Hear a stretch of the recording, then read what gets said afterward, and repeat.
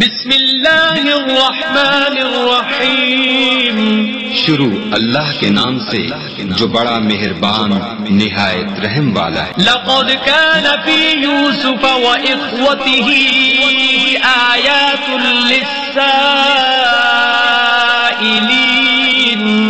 ہاں، یوسف اور ان کے بھائیوں کے قصے میں پوچھنے والوں کے لیے بہت سی نشانیاں ہیں۔ اذ قالوا ليوسف وأخوه أحب إلى أبينا منا ونحن عصبة إن أبانا لفي ضلال مبين۔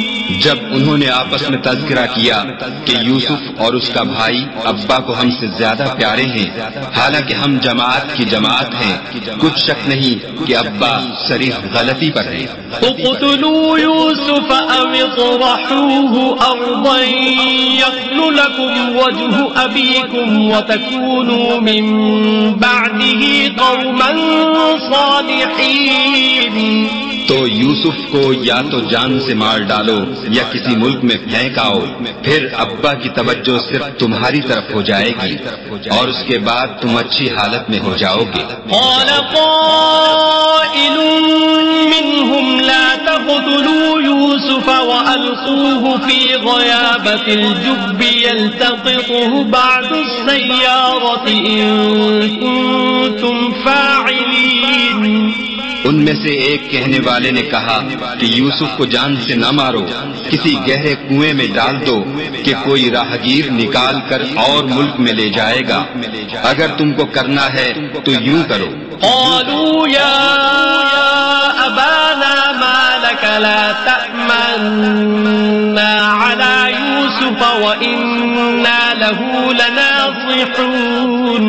یہ مشورہ کر کے وہ یعقوب سے کہنے لگے کہ ابا جان، کیا سبب ہے کہ آپ یوسف کے بارے میں ہمارا اعتبار نہیں کرتے، حالانکہ ہم اس کے خیر خواہ ہیں۔ أرسله معنا غدا يرتع ويلعب وإنا له لحافظون۔ کل اسے ہمارے ساتھ بھیج دیجئے کہ خوب میوے کھائے اور کھیلے کودے، ہم اس کے نگہبان ہیں۔ قال إني ليحزنني أن تذهبوا به وأخاف أن يأكله الذئب وأنتم عنه غافلون۔